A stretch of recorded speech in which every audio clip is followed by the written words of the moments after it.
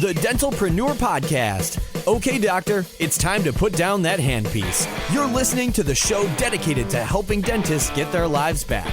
It's time to decrease your stress, increase your profitability, and regain your passion. Now introducing your host, Dr. Mark Costas.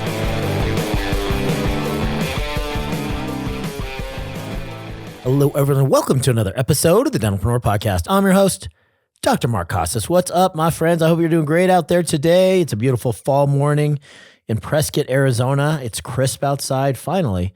It feels like football weather. Today, I have a great friend on with me. This is a person that I trust very, very much. We've gone on trips internationally together. We've traveled all around the country together for different events, and he is very, very good at what he does. Let me reintroduce a multiple-time guest, Ryan Gross. Ryan is the marketing expert and CEO at CMOShare. He has 15 years plus experience in marketing, brand management, communications, and sales experience working with the Walt Disney Company, dental practices, and the attraction industry. His proven techniques have increased revenue through marketing and communication strategies. He has managed multiple million-dollar budgets and helped dental practices increase new patient acquisitions and patient retention.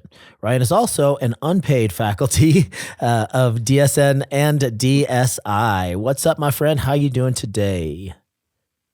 Good, Mark. Thanks for having me on today. Yeah, for sure. I am excited as well for this cool weather and football season, even though I'm a Nebraska fan and we're struggling, but I love college football. Have they won a game this year yet? Two. Two? Louisiana Tech and Northern Illinois. Big wins. Oh, wow. Yeah. Powerhouses. Nice. Nice. I have to say, I've been to Lincoln before. I've toured that stadium. It is just a gorgeous place. That whole campus is unbelievable. So I would like to call myself an honorary Nebraska fan as well. I'm a Husker as well. I'm sorry. I'm sorry about the the recent years of disappointment in the program. I bet you it's coming around. It's got to be coming around. They've won 2 games. We'll see what happens. Are you alumni? Back on track with number. Yeah, I am an alumni. Yeah. Yeah. Back on track with number 2 Michigan coming to town, so that'll be fun. You never know. You never know, man. I've seen stranger things happen. But this is you and I were just chatting before we flipped on the mics, and there's a lot of interesting things happening in your world. One of the things that we like a lot about the way that you guys do business over there at CMOShare is the fact that you rely heavily on analytics to track the effectiveness of your campaigns, and also to stay on the cutting edge of what's happening in the marketplace. It's no secret that we are maybe on the verge of a recession, or at least a dip in the consumer confidence happening right now. We might be in the middle of it already. We're not sure, but with that and the financial climate in the consumer sector, Ryan, what have you seen happening as far as the analytics that you're tracking?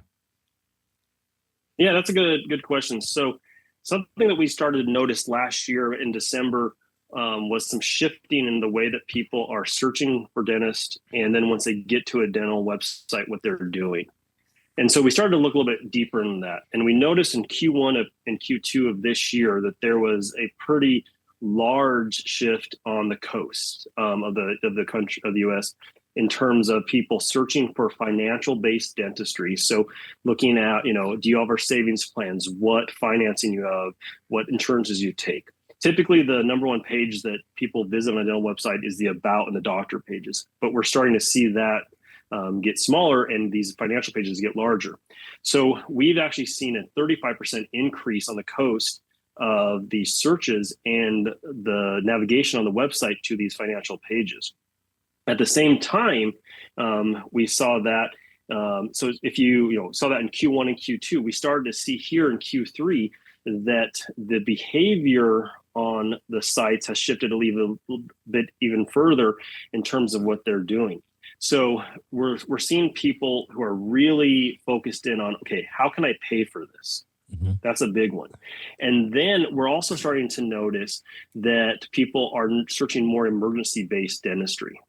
And the reason why we believe that's occurring is because if I'm choosing a dentist on a financial decision, maybe I'm not going to go to the dentist, which then at some point in time leads me to an emergency visit over a preventative visit.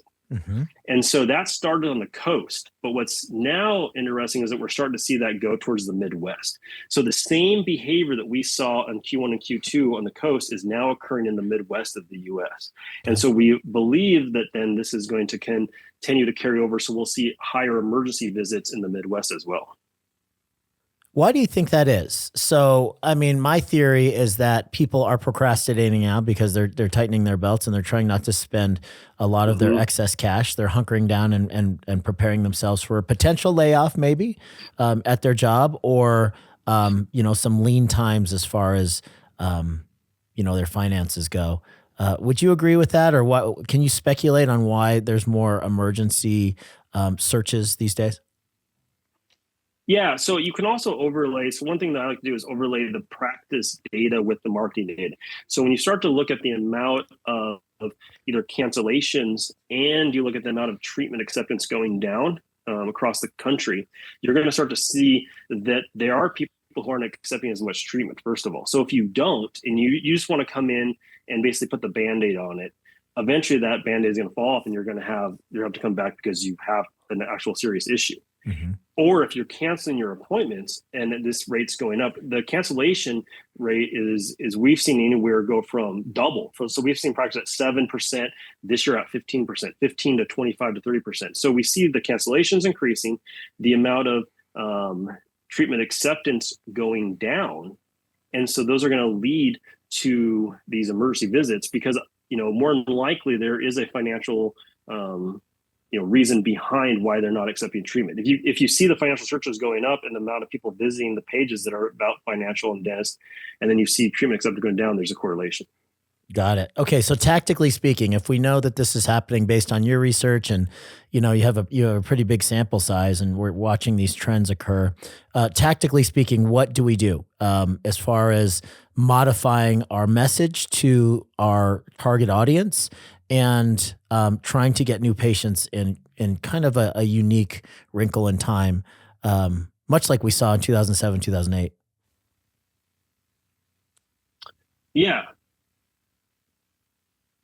Yeah. So one of the things that you want to do is you want to stay up with what people are searching, what they're doing. So I would recommend taking your website and ensuring that the financial pages are built out. Office fees are in there, having financing options, having savings plans, because that's what people are searching for. Then when they get to the site, ensure that the site user experience is taking them down that path where they have the highest opportunity for conversion. The other thing too is ensure that you're marketing towards emergencies, because if people are looking for them, get in front of those. That's going to be revenue that's coming in that you may be losing on other areas of the practice. So I'd recommend ensuring that your marketing and what you're presenting to the patients through your marketing is what they're looking for. Mm-hmm. I got that. I like that. A common question that I get as an operations guy and as a systemization guy is if we are marketing to emergencies and we're allowing people to come in same day, even though we have a packed schedule, maybe booked out 6 weeks on the doctor side and, several months on the hygiene side, where in the world do we put these people? And what do we do once these emergencies start trickling in? My answer to people is if you have an extra overflow chair, that's always where you want to put them. And I think it's a really nice opportunity right now to see people within 24 hours, because a lot of times people are already established at a dental office. They might be happy with their dental office, but their particular office is unable to get them in when something is broken or something hurts. Maybe they put them out a couple, 4 or 5 days, maybe a week. And that's when people start searching for a new dental home, or at least something to alleviate the pain and get them get this one particular issue taken care of. So if you do have an overflow chair, and your schedule is already packed, the narrative has to be, when the front office picks up the phone, they have to know, first of all, that you are courting these emergencies and you're marketing to them and encourage them to come in same day. So if you have an emergency, call them, get those people in. It might be just a matter of telling them that, hey, look, we're squeezing you in. We're totally full today, but we're squeezing you in because we want to get you, doctor wants to get you out of pain. So when they come in, just have, the team take a quick PA. We're doing a limited exam and we diagnose the problem and see if we could get them out the door as quickly as possible with triage or with a future plan. That might be antibiotics. That might be actually getting the patient numb, opening up that tooth, doing a pulpotomy or something like that, a really quick extraction. Those are the things that actually lead to growth in your practice during these lean times. If you're at capacity already, and every single one of your operatories is full, that might be a little bit harder to do. But if you do have any extra room, that would be the strategy that I would take. Yeah, that's funny you say that. I actually talked to a member of the mastermind who got this information from you, exactly what you told me. They are renovating their office. They put in an op just for emergencies, and now what they're doing is they're getting same day. Same day emergencies are great because there's not a lot of practices that do that. So if you start marketing, I can get you in same day today, then you're going to get them in. So they took that advice and they have an entire room just for that, and they're getting multiple emergency patients per day right now that they're open 4 days a week. They're getting 2 to 3 per day. Oh, that's awesome. I'm really glad to hear that. Yeah. One of the things that you and I talk about often, Ryan, and we were just talking about this a little bit before we flipped on the mics again, and that is operations and how operations and marketing are so closely related. So much so that people don't often understand how closely they're related. And for you as a marketer, it's your job to attract the right type of patient, the practice avatar, and to get the phone to ring. Beyond that, I mean, that's beyond your control, right? Whether or not that call was handled correctly, whether or not the call was picked up at all. And we're seeing, because of the human resources crisis across the country right now, there's significant turnover in a lot of offices. We have people that aren't answering their phones, even though you're driving a ton of traffic and a ton of attention to a practice. Maybe people are checking out the website, then picking up the phone and actually calling. And, the call rates can be significantly off. It could be like 30 to 40% missed calls or something like that, or even worse. And a lot of times people point their finger back at you, saying you're not doing a good job because my new patients are stagnant or they're actually dropping. You have the ability to track whether or not you're getting the phone to ring, correct? Correct. Yeah, we track almost every practice we work with their phone call and their inbound, their answer rate. And this is an interesting stat that we looked at the last 10 months as well. That 10 months ago, the average call answer rate with all the practice we work with was 72%.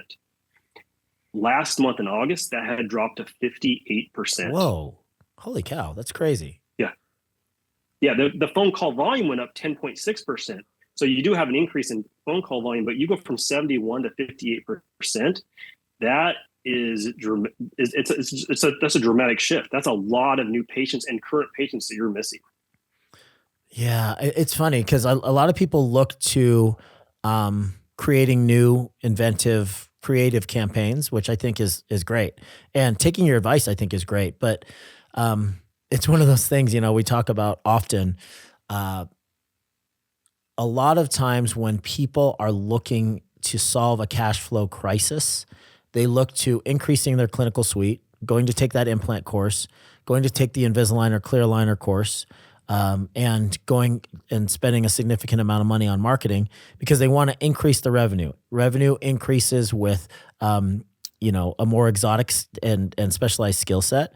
Revenue increases with more new patients coming through the door, et cetera. But I always beat the drum that operations and getting a solid infrastructure is an important very first step. So you can get the phone to ring off the hook, but if people aren't handling those calls correctly, and if they're not answering the phone because they're understaffed or there's an inexperienced staff that's letting things slip through the cracks, it doesn't matter how good your skill set is. It doesn't matter how many new patients you get. You're still going to struggle to increase the revenue. And your cash flow issue is actually going to get worse because now you've paid for the $25,000, implant class. And you've also, increased your monthly marketing spend from $2,500 to maybe $5,000, $6,000, $7,000. I see it happen a lot. Yeah, it's something that we deal and address on a daily basis. Is just looking at that. Every Monday, I have a report of all the practices. I look at their call answer rate, I look at their conversions online, and we match it up to see. And if there's something issue, we reach out and say, "Hey, your call answer rate's low. What's going on here?" And so, how can we help with that? And if there's anything that we can do, and so it's a tough situation right now with that decreasing that dramatically. Yeah. I wanted to take this in a slightly different direction, Ryan. There's a very low barrier of entry to getting into the dental marketing world, right? Unfortunately, there's a lot of upstart marketers, quote unquote marketers, that have very little experience in marketing in general, but niche down into dentistry because dentists have deep pockets and we're not known to be super sophisticated business people, as many of us know. So you couldn't see all of the clients that need your service if you wanted to. So there's going to be people that are going to go to other marketing agencies and they're going to be forced to vet out their own marketing company. How can we know the difference between a brand new upstart that's just making crazy promises and they're going for a cash grab and a long-term contract to get you signed up with their marketing services versus somebody that has integrity and they have a good experience and some street cred in the industry and that could actually help you get the phone to ring and are you utilizing the right strategies in order to do that? Yeah, I think that's a good question. I look at it two ways. First of all, is the marketing company that you're looking at, are they a data-based marketing company? And if you're a data-based person, you want to probably work with somebody who is also going to analyze numbers like you are. So I would say, are they looking at the numbers? Are they comparing them to your operations? Are they doing a marketing campaign that works with your practice and evolves with your practice?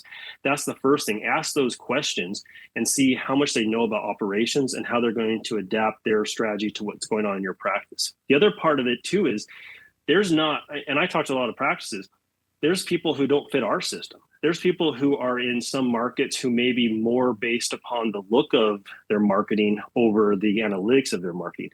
And so, I think we do a good job of mixing that up. But there's some companies I think focus on that. And if you're a practice who really needs to have that really nice overall, like I call it bougie look, in dentistry, that boutique, find a company that matches who you are in that. So pick a company that matches kind of your DNA as a practice owner and what you want your practice to be. And that's going to be the most successful. If you try to work with a company that isn't who you are as a practice owner, you're going to struggle. Yeah. I agree with that. And what kind of questions do we ask? Are you data-based? What do the reports look like? What's the frequency of coaching calls, et cetera? Are there coaching calls? Are those the kinds of things that we're asking?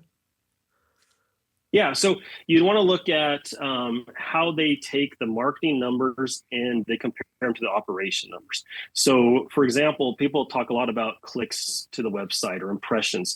Those are just kind of they're numbers, but they're not really telling the story of, are they converting? How many phone calls are you getting from the website? Where are they coming from? And then can you correlate that to the numbers that you're seeing from your phone company? Can you then see that from the new patient numbers? So if your conversions go up 20% in a month, did your new patient numbers go up? If your conversions on clear aligners went up, did you see more clear aligner cases? Because if you just say half the story, which is, oh, your conversions went up, and you're not asked, and they're not looking at your actual numbers, then there's going to be a disconnect. So ask them, do they do that? That's a big thing that I would do. What are they looking at? Are they looking at analytics? A lot of companies have their own dashboards. I'm a fan of using Google to be the dashboard because that information is there. Any practice can look at it. Any practice can log into their analytics and see what's going on. And so what dashboards are they using? Are they using their own or are they using Google? Yeah, cool.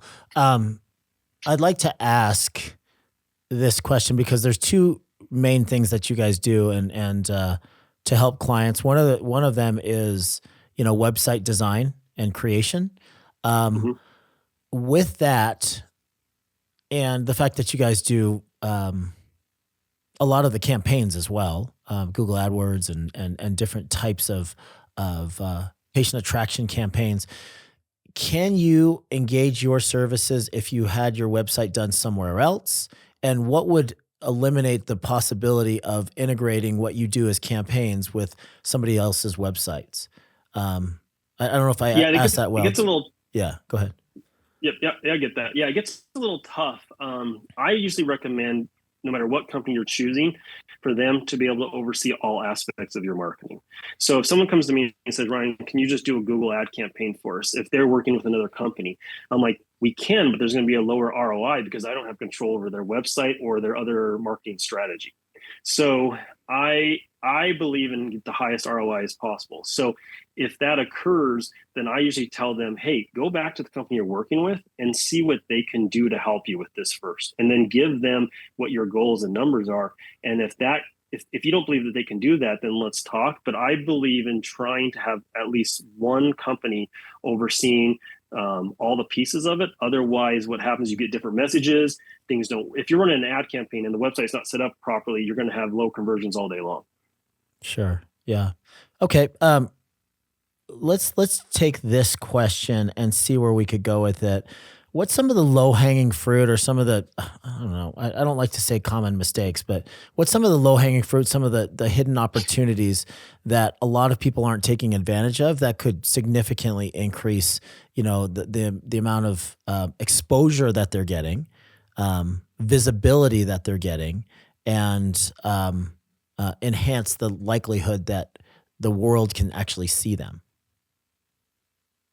Yeah, I think the foundations that I would say are ensure that your Google business profile is set up properly.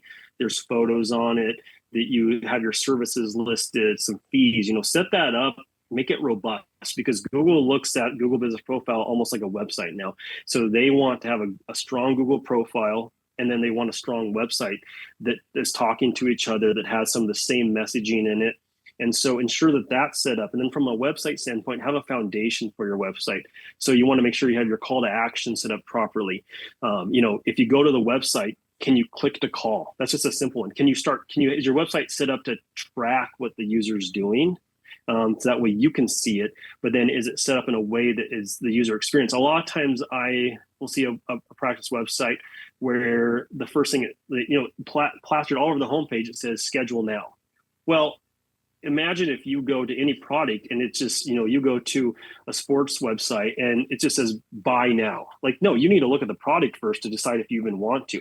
So make sure that your site's set up talking about what you do, who you are, and then the services you offer, again, the financial, your insurances you offer, and things like that. You're going to get higher amount of conversions when your site's set up to answer the questions that somebody's asking. It's also going to help you with Google, because if your site is set up answering the questions that people are asking in Google, you're going to get higher search results out of that as well.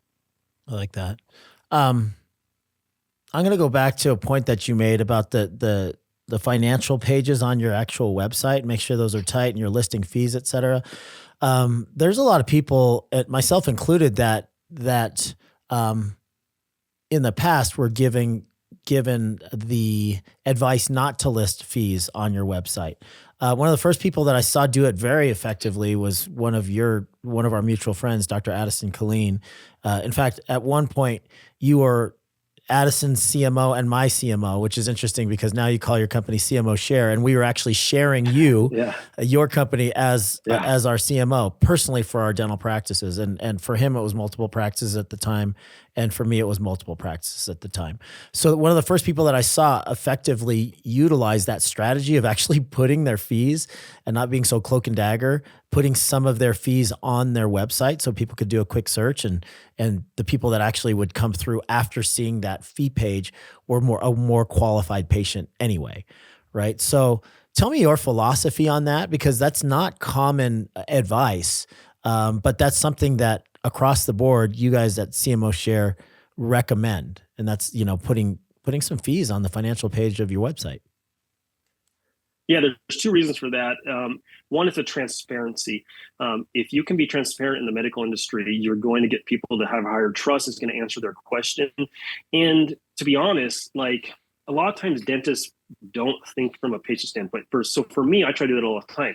If I go to a dental website and I see there's fees on there, I have no idea what something really costs. Yeah. But I see that, and there's a range. It can be something from like $16 to $482. You know, it's just depending on, there's a lot of factors there. Yeah. So I see that range. I'm like, okay, I don't know, but I know that it's a transparency that I'm actually seeing the fees. The other part too is people are asking those questions on Google. So if your site includes some of those costs, you're going to show up on those searches.